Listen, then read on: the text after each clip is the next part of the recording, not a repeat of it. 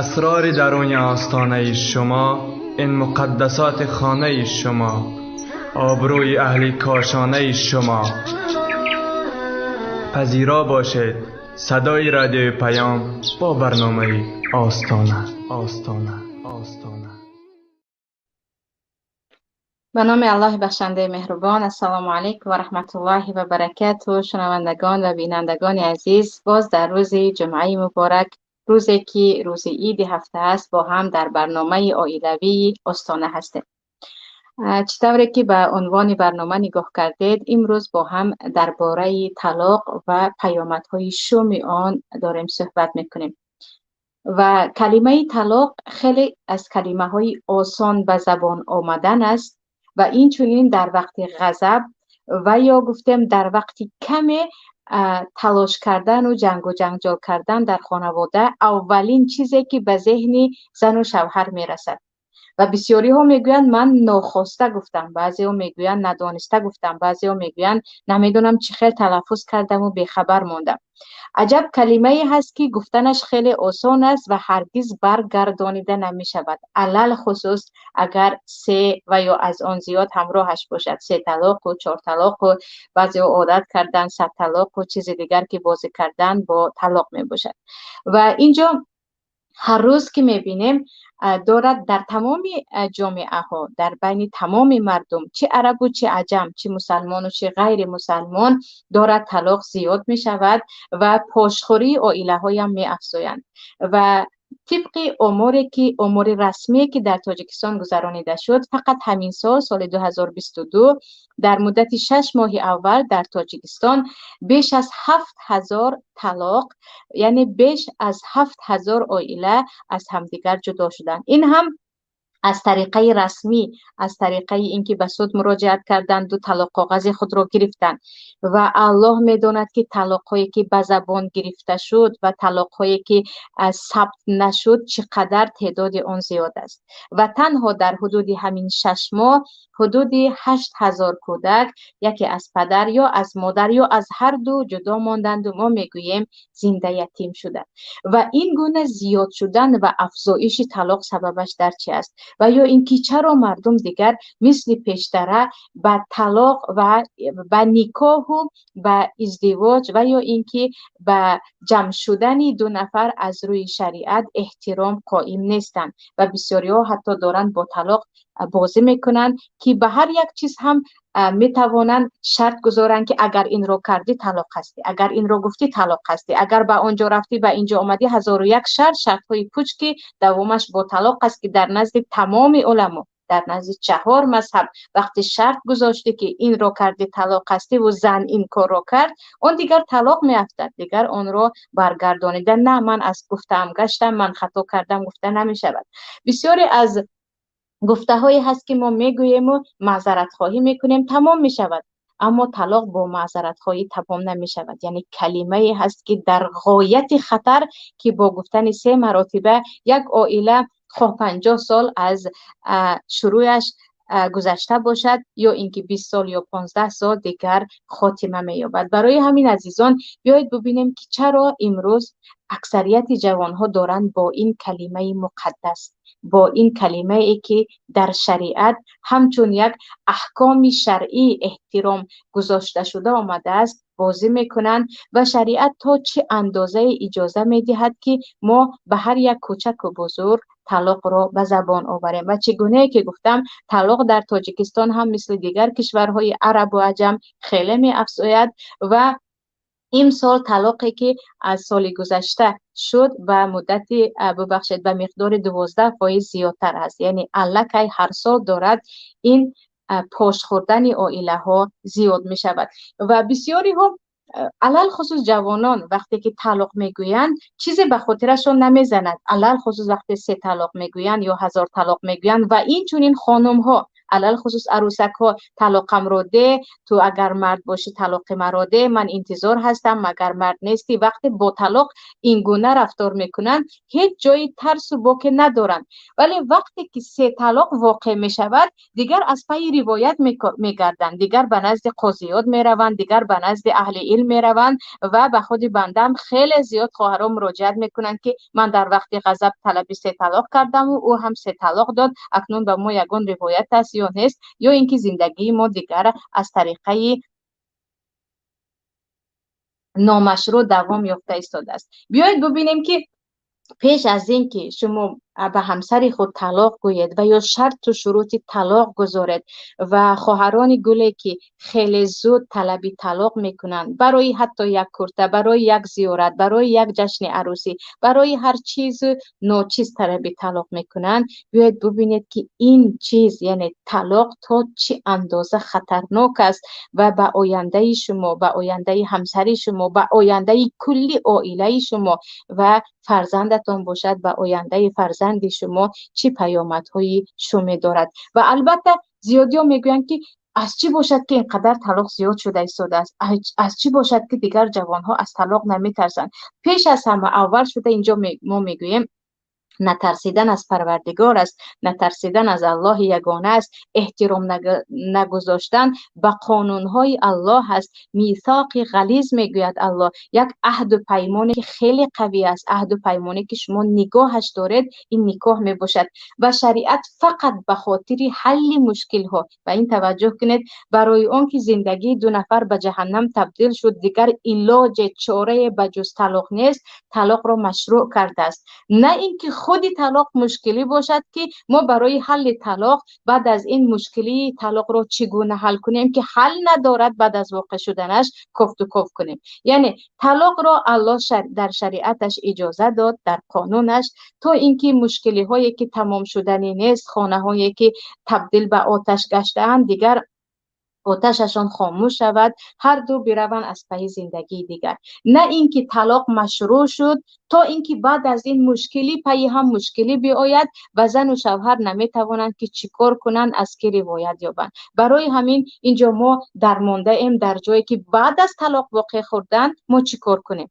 پیش از طلاق در کجا بودید؟ چرا در شریعت چگونه طلاق مشروع است؟ در شریعت چگونه طلاق داده می شود؟ از پی این نمی شوید. بعد از طلاق رو گفتن، بعد از این از پی روایت می گردید، از پی ببخشید حلال کردن همسرتان می گردید که دایوسی بر علامه باشد. اینجا البته به نظر شخصی بنده یکی از عامل‌های اساسی طلاق این ازدواج‌های مبکر یا اینکه ازدواج‌های بر وقت می باشد. بسیاری از پدر و مادر البته خیلی آرزوی عروس نو رو دارند، خیلی آرزوی نوه و نوسه رو دارند، اما بیخبر از آنند که گل پسری آنها یا اینکه گل دختر آنها هنوز به ازدواج تیار نیست، هنوز آمادگیش را ندارد و اون نمیتواند با آن پیچ و تاب های زندگی، با آن مشکلی هایی که در زندگی مشترک روبرو می شود که البته باید همدیگر را در همه حالت ها، در حالت های بیماری، در حالت های غضب، در حالت های به گفت خودمان نازکنی و اینجوقی باید یکدیگر را تحمل کنیم، آمادگی این را ندارد. و حتی جوان هایی هستند که به محض اولین بیماری همسر او را طلاق می دهند. حتی خواهرک هایی هستند که به محض اولین دشنامی که از شوهر می شنوند طلاق میکنند و البته کم نیستند پدر و مادری که هم در اولین مشکلی عروس داماد میگن طلاقش رو بده هنوز جوان هستی، طلاقش رو بده هنوز جوان هستی، عروس دیگر میگیریم. پس ازدواج هایی که از وقتش بر وقت نمیگوییم، میگویم تیار نیستن، آماده نیستن. یعنی پدر و مادر باید روانشناس باشن از لحاظ شناخت فرزند خود. وقتی که آرزوی عروسک کردیم، آرزوی نوه و نوسه کردیم، آرزوی این کردیم که در خانه ما یک گل عروسه بیاید، نبیره دار شویم، البته اول ببینیم که ما که آرزو داریم آمادگیش رو کردیم، آیا این پسر ما آمادگیش رو دارد یا نه. با آن طبیعتی که ما پسر خود رو کلان کردیم، با اون اخلاق و با گفتی رسو خاراکتری که ما پسر خودمون رو میشناسیم. از جهت دیگر دخترک ها خیلی زیادی هستن که از 15 سالگی الکی آماده هستن که دخترک خود رو به شوهر دهند، یا اینکه 17 ساله شد میگویند باید ازدواج کنی.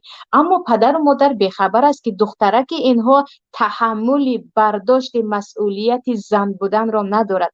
برای اون که وقتی تو زن یک نفر میشوی، همسر میشوی، خانم خانه میشوی، تو باید خیلی از حق خود گذشت کنی. تو باید از خواب خود، از خوردن خود، گاهی میشود که از شخصیت خود تنازل کنی تا اینکه خانه ات خانه شود، تا اینکه در خانواده همسر خود جای پیدا کنی و تا اندازه با آنها در مراسا و مدارا باشه. برای همین اینجا اگرچه شاید بعضی بگن که یک اتهامی نیست، یکی از سبب‌های اساسی طلاق این است که بعضی از پدر و مادران، نمیگویم همه، بعضی از پدر و مادران نمیدانند یا خود میدانند که فرزندی آنها آماده ازدواج را ندارد، باز هم قدم به ازدواج بعضی ها حتی با راه زوری و یا زاری می نهند. در آن وقت می بینید که 1 سال نگذشته، بعضی ها چند ماه نگذشته پسر طلاق می دهد یا دخترک قهر می رود و می گوید مرا بکشید، من به آن خانه بر نمی گردم.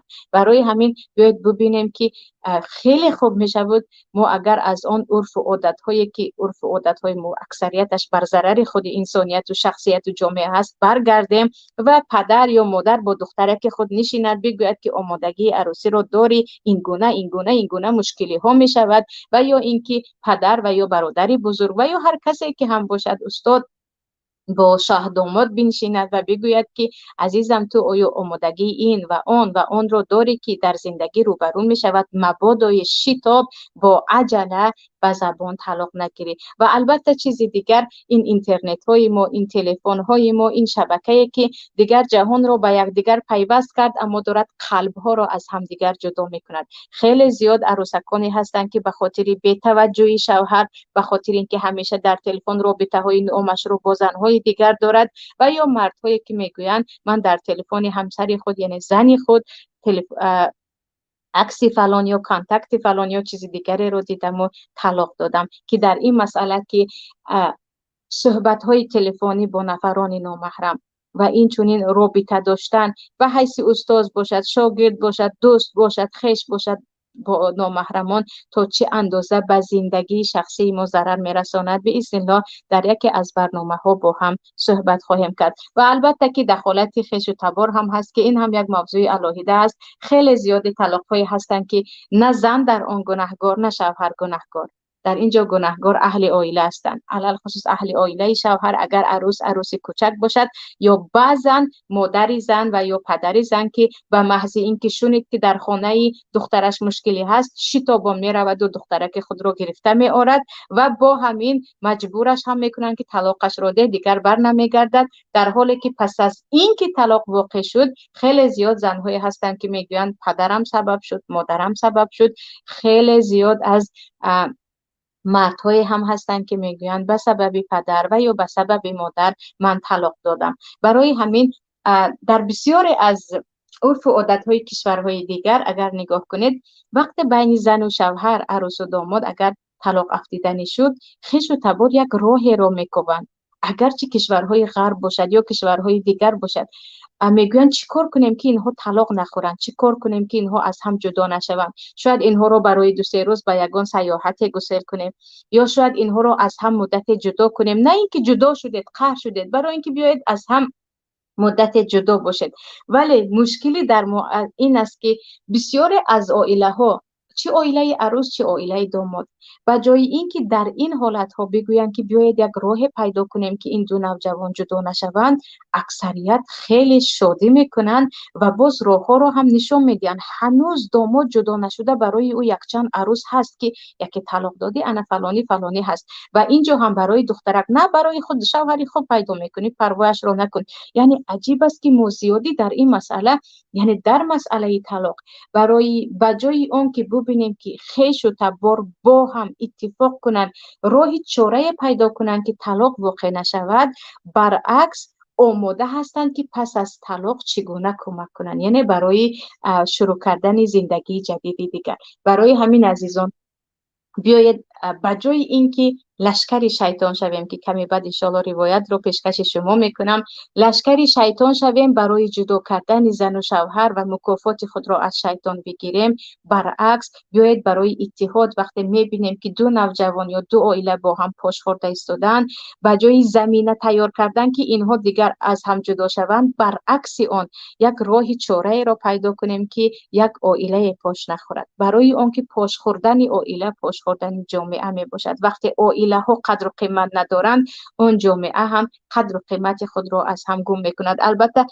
میدونیم که در خیلی آمارها زیاد است که در اروپا شاید پس از 50 سال همه اکثریت اهالی مسلمان ها رو تشکیل میدهد. میبینید که در روسیه هم پس از 20 سال، نزدیکی 20 سال، اساسا عائله ها عائله مسلمان رو در بر میگیرند. سبب اساسی در این است که در ما مسلمان ها عائله قدر و قیمت خود را دارد. ما عائله رو همچون یک نهاد مقدس میبینیم، نه مثل کفار که به عائله هیچ قدر و احترامی نمیگذارند و برای آنها بهتر از با عائله زندگی کردن تنها با سگ و گربه زندگی کردن برایشان دموکراسی و آزادی است. این عائله است، این مستحکمی عائله است که میتواند جامعه ما را قوی کند. از لحاظ دیگر اینجا خواهرکان عزیزی که خیلی زیادی ها میگویند من خودم طلب طلاق کردم، من خودم بودم که چندین بار خواستم که مرا طلاق دهد، بعد از طلاق فهمیدم که میشد صبر کنم، بعد از طلاق فهمیدم که چه مشکلی های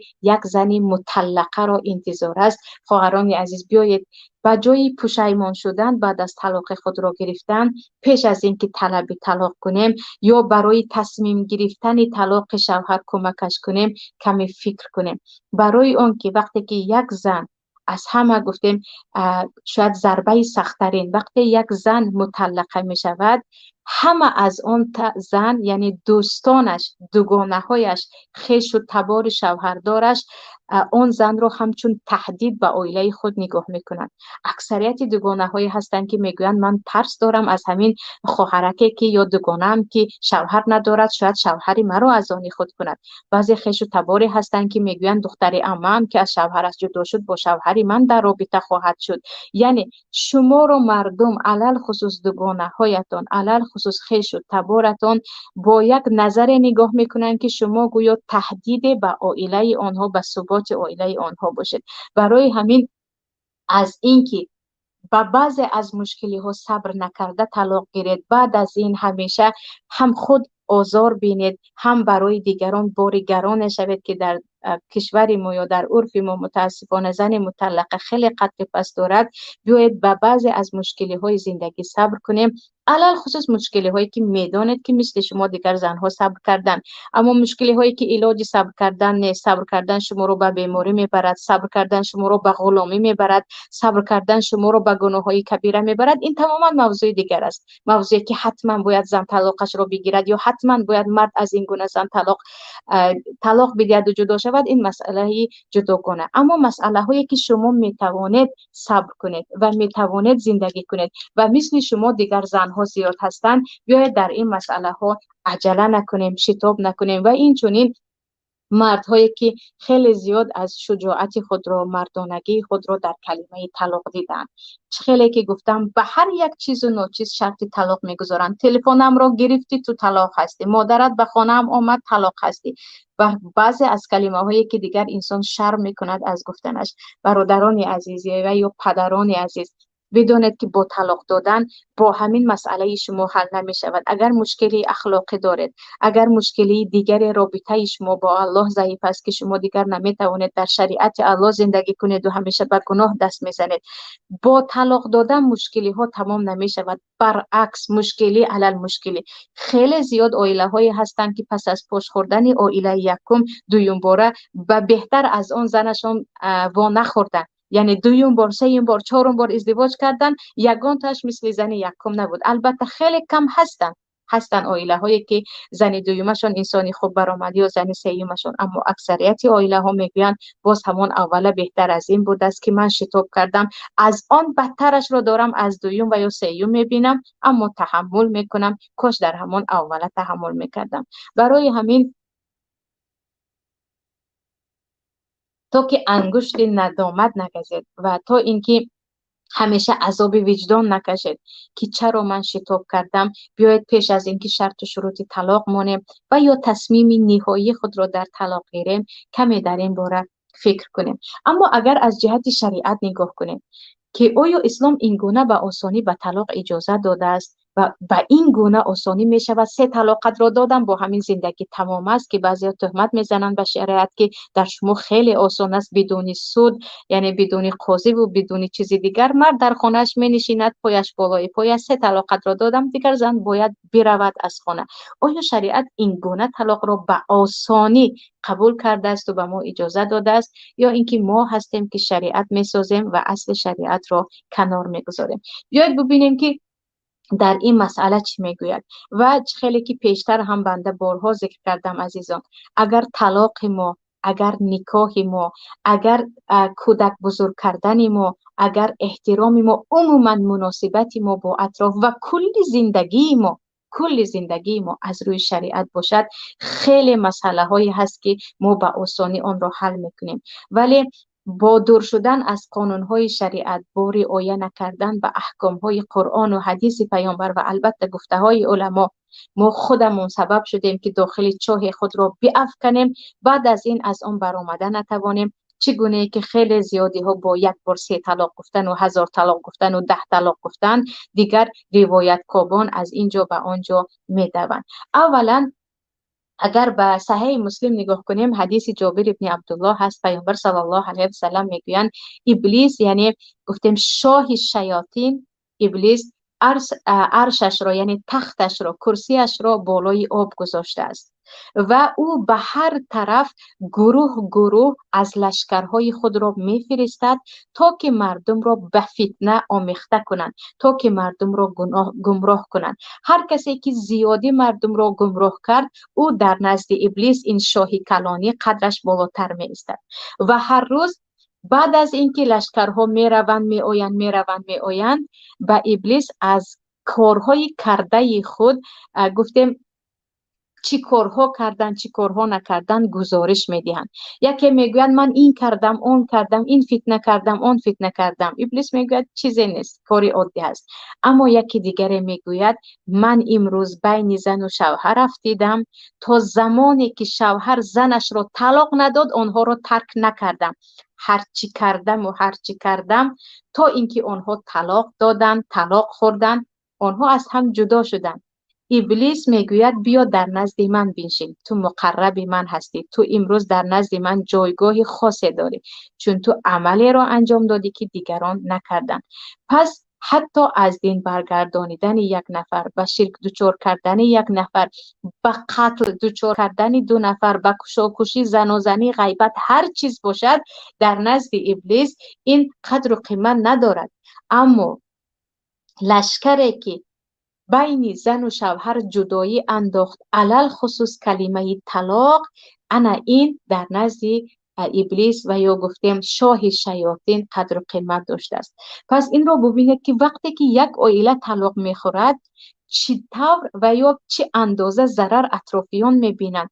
2 عائله همدیگر را در همه جا دیدن دشنام میکنن، هر چیزی که به دهانشان آمد میگویند. علل خصوص در ما که دیگر پس از طلاق احترام کلا از بین میرود. عائله هایی که از همدیگر با طلاق جدا شدن تا روز قیامت هم دشمن همدیگر هستند. هرچی 2 نفر از اشراف زادگان گویم از عائله های محترم باشند، هم بعد از اینکه از همدیگر جدا شدن کلی عیب یکدیگر را به تمام مردم پهن میکنند و آوازه میکنند که بین آنها دیگر هیچ چیزی باقی نمانده است. انا این البته که با یک طلاق 2 عائله دشمن هم دیگر، کودک های سرسان، زن بیچاره گاهی می شود که بیراه می شود. بعضی مردهایی هستند که پس از این برایشان طلاق آسان است، 2م 3م 4م با خیلی زیاد زنها با طلاق بازی میکنند. برای همین برای شیطان و یا گفتیم برای ابلیس کلانی بهترین چیز این است که یک زن و یک شوهر از هم جدا شوند. اکنون بیاید ببینیم که در جامعه ما این گونه انسان ها چقدر زیاد هستند. خواهر به خواهریش همیشه آماده است که برادر از همسرش جدا شود. برادر با برادریش همیشه میگوید من ینگم رو از اکم جدا نکردم دیگر مرد نیستم. سبحان الله، مردی رو به جای میگذارند. مادر به مادریش میگوید من عاقت میکنم اگر همسرت رو طلاق ندی.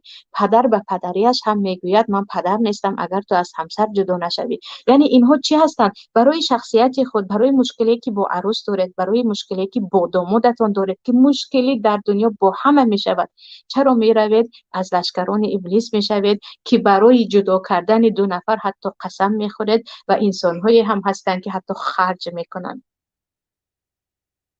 پس اینجا پیامبر صلی الله علیه و سلم با یادرس کردن این حدیث در صحیح مسلم که حدیث در صحیح مسلم است و من و شما یادرس میکنند که مبادا از لشکران شیاطین نشوید، مبادا از نفرانی نشوید که با طلاق گرفتن دو نفر شما شاد شوید و گویا که این برای شما خبری خوش باشد، که متاسفانه گاهی میشود که اهل خود ما، خویش و تبار ما این گونه انسان ها هستند.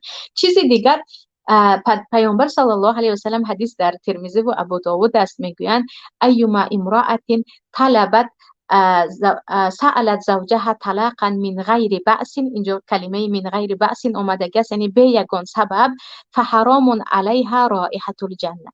هر زنی که از شوهرش طلاق طلب کند بدون هیچ سبب، یعنی به سبب که نمیشود، این گونه انسان دیگر بیمار است. اگر زنک خود از خود مرا طلاق ده گوید یعنی بیماری دارد، مگر اینکه سبب دارد.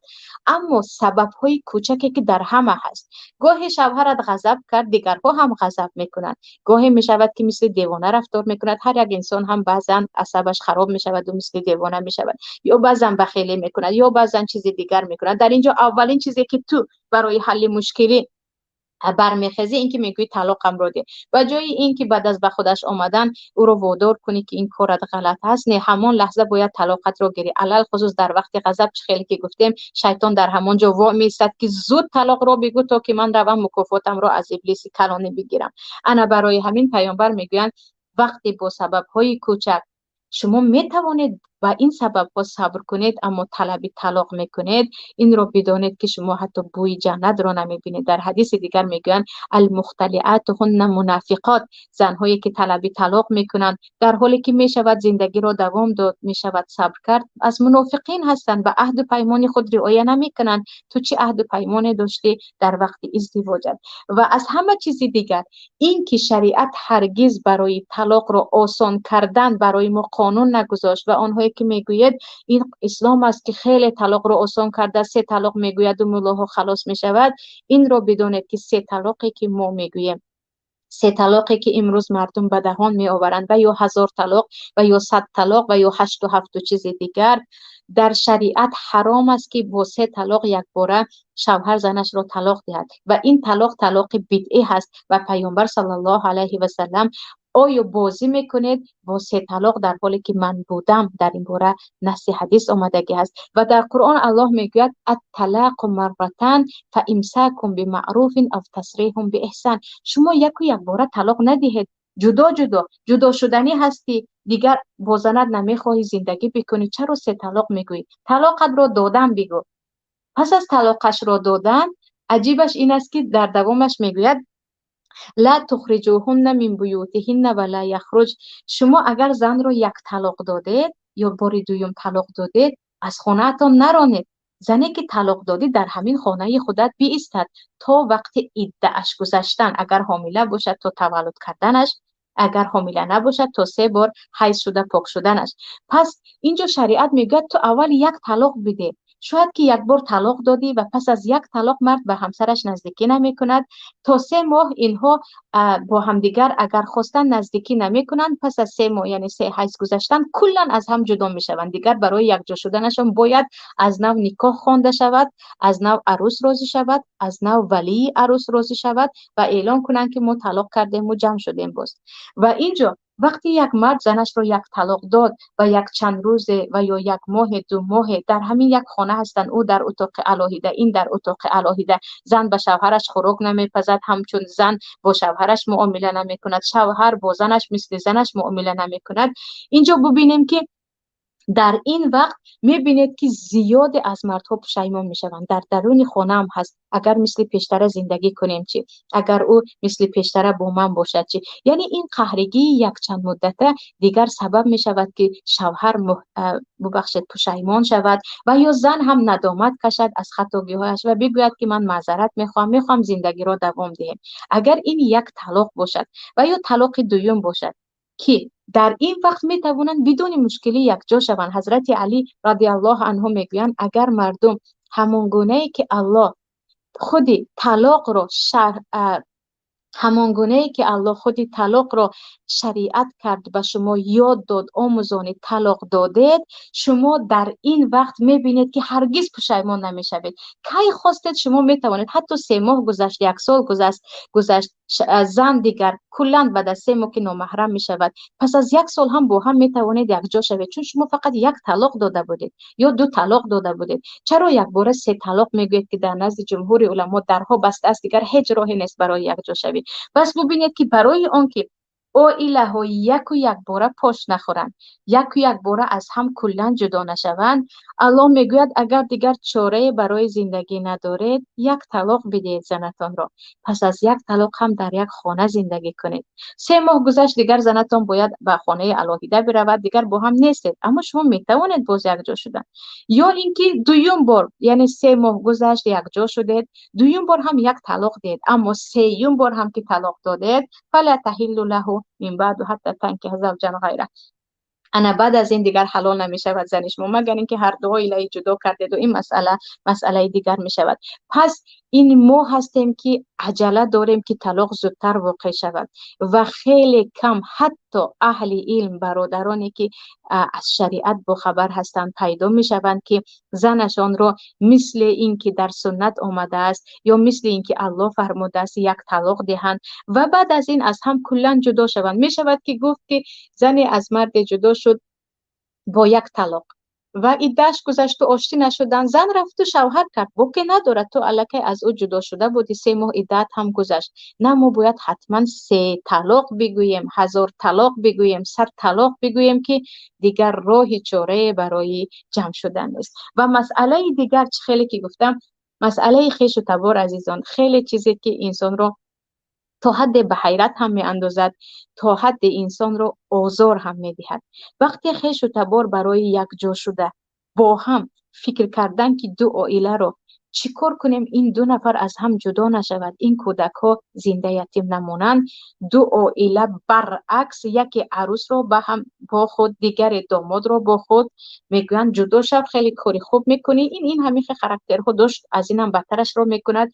2 فقط برای گویا که آتش علنگه رو زیاد کردن حرکت میکنن. آره، عائله هایی که رحمت الله به آنها ببارد هستند که پدر با دخترکش میگوید دخترکم صبر کن، این روزها به سر همه می آید، این گونه مشکلی ها در حیات من و مادرت هم بود، شتاب نکن، کمی بیست، شاید که تو پشیمان شوی، شاید داماد پشیمان شود. مادری هم هست که پسر خود را میگوید پسرم هر یک زن خطا دارد، من هم مثل مادرت خطا دارم، یعنی اگرچه مادر هستم خطا دارم، باید صبر بکنی، این گونه در طلاق زود تصمیم نگیر. این گونه انسان ها هستن، اما خیلی زیادی هم هستن که برعکس چگونه که گفتم خیلی خوب شد که ها باید از همون یکم شبی عروسی باید طلاقش رو میدوری، تو خیلی صبر کردی، عروسی بیچاره هم دیگر بعد از این طلاق میبینید که هر دو طرف نشسته میگن اینقدر اینها خرسند بودن، اینقدر همه انتظار بود است که عائله ما پاش خورد، کسی پا به پیش نکرد تا اینکه عائله ما سرجم شود. و در این باره اگر به قرآن کریم نگاه کنیم، الله میگوید و این خفتم شقاق بینهما فبعثوا حکما من اهله و حکما من اهلها این یرید اصلاح یوفق الله بینهما.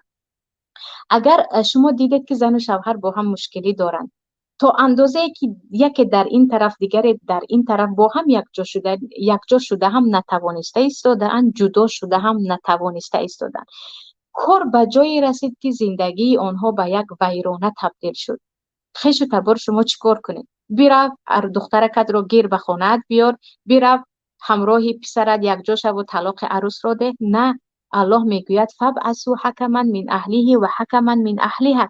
2 دو مردی که یکی از خویش و تبار یا پیوندان عروس باشد، اگر خویش و تبارش نباشد هم از نزدیکان پدرش یا از نزدیکان خویش و تبار، یکی از پیوندان مرد باشد که هر دو باید مرد باشند، اهلی عقد و پیمان گفتیم، از اهل امانت داری باشند، هر دو باید تجربه زندگی را داشته باشند.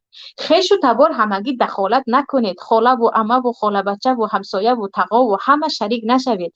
شما دو مرد را انتخاب کنید، طرف شوهر یک مرد را انتخاب کنند، طرف زن یک مرد را، اما مردهای عادی را نه، مردهایی که آنها میتوانند حکم باشند، اهل عدل و انصاف و علم هستند.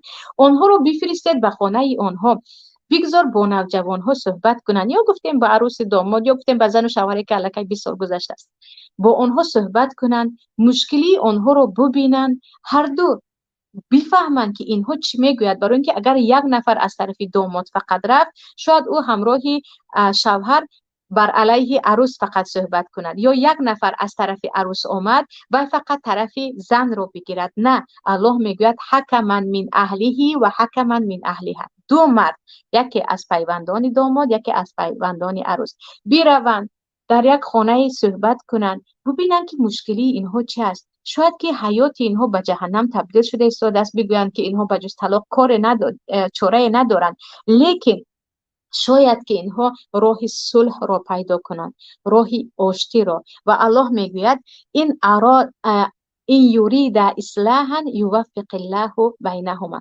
اگر اینها اصلاح را خواهند، آشتی کردن زن و شوهر را خواهند، الله اینها را موفق میکند. پس اینجا می شود که یک چند راه چاره پیدا کرد و خوش به حال خویش و تباری که از روی این آیت عمل میکنند و میگویند بیایید همگی دخالت نکنیم، شاید این هم خطا دارد، این هم خطا دارد، شاید اینها هم دیگر را بخشیده میتوانند، شاید اینها با هم زندگی را دوام داده میتوانند. دو نفر را بفرستیم، دو نفری که حکم شده میتوانند زندگی اینها را ببینند. شاید بگویند که شما مدتی از هم جدا شوید، یک ماه از هم دور زندگی کنید، یکی درست‌تر فکر کنید، شاید تصمیم شما غلط است. شاید بگویند که شما هر دو باید از خویش و تبار مدت جدا شوید، برای اینکه خویش و تبار هستند که دارند به شما علنگه می اندازند. یک مدت هر دو از شهر دور شوید، یک مدت روید به یگان جای دورترک تا که دوتایی با هم ببینید که چی میخواهید چی نمیخواهید. لیکن در ما چگونه که گفته ایستادیم، به جای این که به این آیت عمل کنیم، ما همگی دخالت میکنیم. عروس می رود تمام خویش و تبارش رو گران می آید، داماد هم می رود تمام خویش و تبار با جوره هایش رو، انا می بینید دشمنی بالای دشمنی، انا می بینید جنگ بالای جنگ و تقریبا عائله را پیدا کردن نمی توانیم که خویش و تبار داخل شدند و دو نفری که زندگیش ویران شده ایستاده بود یک جا کردن، برعکس خویش و تبار دخالت کردن، از بودش هم بدتر شد و اینها از همدیگر جدا شدند. پس اینجا آیت هایی که الله برای اصلاح کردن زن و شوهر است، کی به این عمل میکند، کی در این باره صحبت میکند. آیت هایی که الله میگوید نه شما زود قضاوت کنان، زود تصمیم گیران، 3 طلاق نگویید، 1 طلاق، بعدن 1 طلاق، آخرینش 3م بار طلاق، انا بعد از این زندگی خود را نابود کنید یا گفتیم پاش خورانید. اینها به کجا میروند؟ چرا این آیت ها را یک سو گذاشتیم و داریم از پی عرف و عادات میرویم و داریم از پی این میرویم که ما مرد هستم من باید طلاق دهم بود، کدام مرد صبر میکند؟ زن هم من مگر کی هستم که به همه این صبر کنم؟ گاهی میشود که در وقت غضب انسان به حیوان تبدیل میشود، هر چیزی که از دهانش آمد و از دست و پایش آمد حتی انجام میدهد. ولی آتش غضب وقتی فرو رفت دیگر به خود میآییم و میگوییم که کاش همین کلمه رو نمیگفتم یا کاش همین کلمه رو نمیگفتی. برای همین عزیزان مسئله اساسی ما استعجال کردن یا گفتیم شتابان طلاق گفتن و این چونین طلاق رو هم از روی شریعت نه از روی بدعت، آنی که به شریعت ربط ندارد در یک بار طلاق گفتن است. و مسئله از همه بزرگ دیگری ما این است که خویش و تبار به جای اینکه 2 نفر 2 مرد حکم رو فرستند همگی میروند و عائله رو نابود میکنند. وگرنه میشود مثلا عجیب است، حتی بعضی از عرف و عادت هایی که مسلمان نیستند، زن و شوهر وقتی با هم زیاد مشکلی دارند، زن میگوید مدت با از هم جدا میشویم، من میروم به نزد پدر و مادرم یا به خانه برادرم، من قهر نمیروم، من میروم تا مدت از هم دور باشیم، تا من هم فکرهایم را کنم، تو هم فکرهای خودت را کن. یا بعضی از مردها میگویند از اینکه من خیلی خستم یا ناراحت هستم میروم 2-3 روز در خانه مادرم بمونم، یا تو خودت برو، نه اینکه قهر بروی، فقط یک چند روز از هم جدا باشیم، ببینیم که شاید کمی جداگی ما سبب می شود که باز ما نزدیکتر شویم. در ما این گونه مصلحت ها نیست، نه من قهر میروم بر نمیگردم، یا اینکه داماد هم میگه میروی دیگر بر نمیگردی، اگر رفتی طلاق هستی. یعنی چرا در حالت هایی که دیگر مشکلی خواه و ناخواه در همه خانواده ها هست، در خانه پیامبر هم بود که در بارش بیشتر صحبت داشتیم، با صحبت میکنیم، در این گونه مشکلی ها با هم نشسته یک راهی چاره رو اول خود پیدا نمیکنیم. یعنی زن شوهر با هم که شاید یک مدت دوری از هم دیگر، شاید یک مدت برعکس با هم بودن و دور بودن از همون شهر یا از همون خانه، یا اینکه دور بودن از بعضی خویش و تبار، یا اینکه شاید بعضی از صحبت هایی که مثلا برویم به نزد یگان اهل تجربه که البته اهل دین و اهل علم باشن، فقط نفرانی که من از این خوندم و از اون خوندم از شریعت بخبر هستن اونها نمیتوانند اهل مشورت باشن، برویم از نفر مشورت گیریم، این گونه راهی چاره ها رو نمیبینیم، برعکس زود و تصمیم طلاق میکنیم و میبینیم که کودک ها سرسان هستند، عائله ها با هم دیگر دشمنی دارند، زن دیگر زیر تهدید و زیر تحقیر و زیر مسخره است، مرد هم باشد دیگر انگشتی ندامت دارد میگزد و در عذاب وجدان زندگی میکنند. برای همین عزیزان باید بار دیگر برگردیم به شریعت، به طرز طلاق دادن از روی شریعت، تا اینکه هیچ کدام از ما پشیمان نگردد. این بود برنامه امروزه ما، همراه شما باز در برنامه های دیگری عائلوی و این چنین ضررهای دیگر به کودک و این چنین جدا شدن کودکان از پدر و مادر و چه اندازه مشقت های آنها میکشند با هم صحبت خواهیم کرد، با امید آن که صدای طلاق در خانه شمایان هرگز بانگ نزند و همیشه تصمیم های خود را با عقل و با تفکر و با مشورت بگیرید تا که پشیمان نشوید. شما را به الله یگانه میسپارم. السلام علیکم و رحمت الله و برکاته. اسرار درون آستانه شما، این مقدسات خانه شما، آبروی اهل کاشانه شما. پذیرا باشید صدای رادیو پیام با برنامه آستانه.